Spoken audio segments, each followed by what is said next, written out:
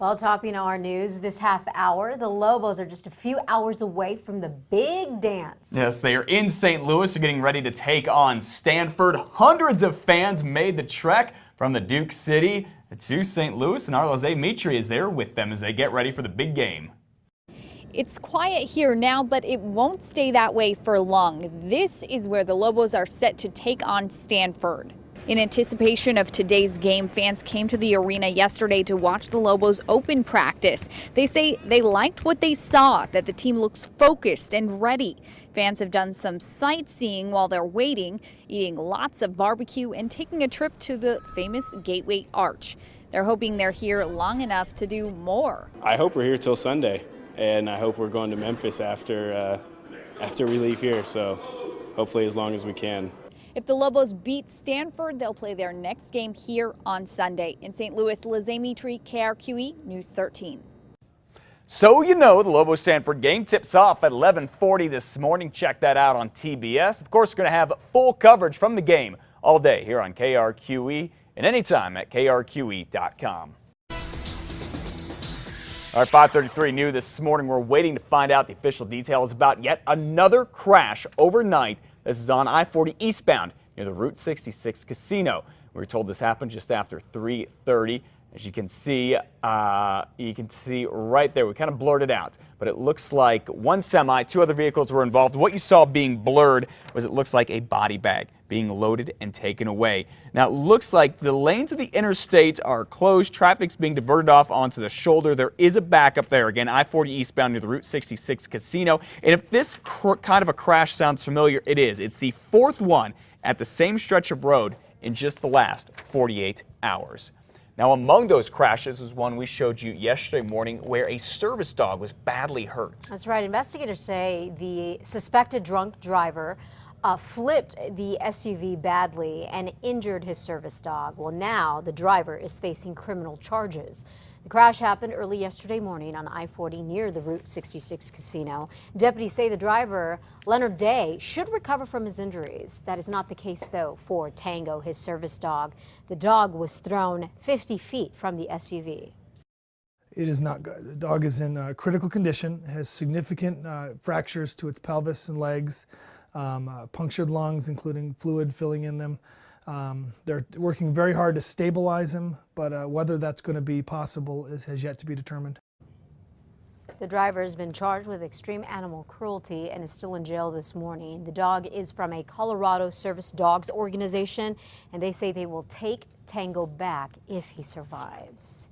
Two elderly women accused of stealing scrapbooks from the Tijeras Senior Center plead not guilty. Doris Lark and Floyd entered their plea in court yesterday. Tijeras Mayor Gloria Chavez and the village attorney had sent them letters accusing them of stealing scrapbooks from the center. One of the women claimed that she made them with materials that she paid for. The mayor banned them from the center and a judge upheld that ban.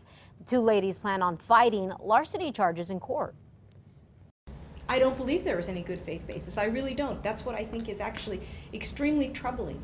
And every person that lives in the village of Tijeras should be concerned that these charges can be trumped up. The mayor and village attorney haven't returned our calls for comment on the case.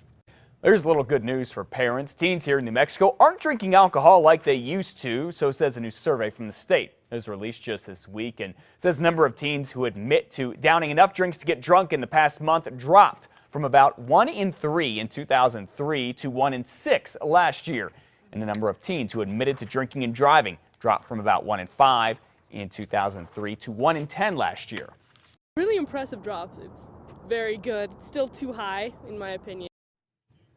Yes, it is. No one knows exactly why there's been such a huge drop in the past decade, but it does mirror a national trend, as schools and governments have focused on prevention with outreach and ad campaigns geared toward a younger audience. There's also been better enforcement when it comes to selling minors alcohol.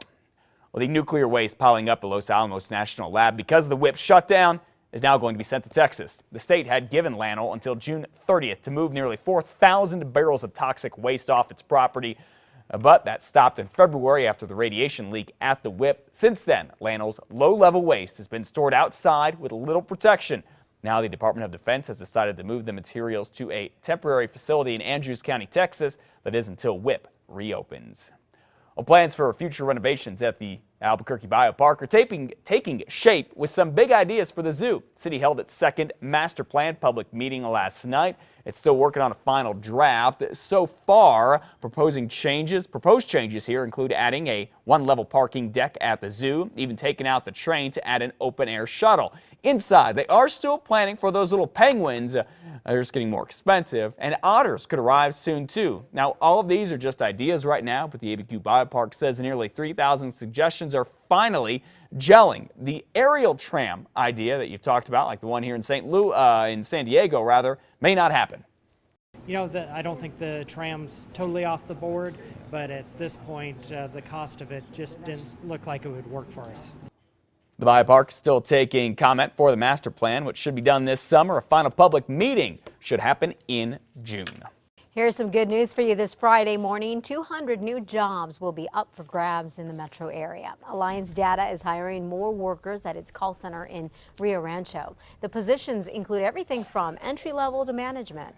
Alliance provides credit card services to major retailers like Victoria's Secrets. The company came to New Mexico in 2012 and has been able to grow because of a state program that helps cover the initial training and pay of employees. The additional jobs will bring the staffing up to 700. We've posted a link on our website, krqe.com, for more information on to apply. All you have to do is just click on KRQE links there.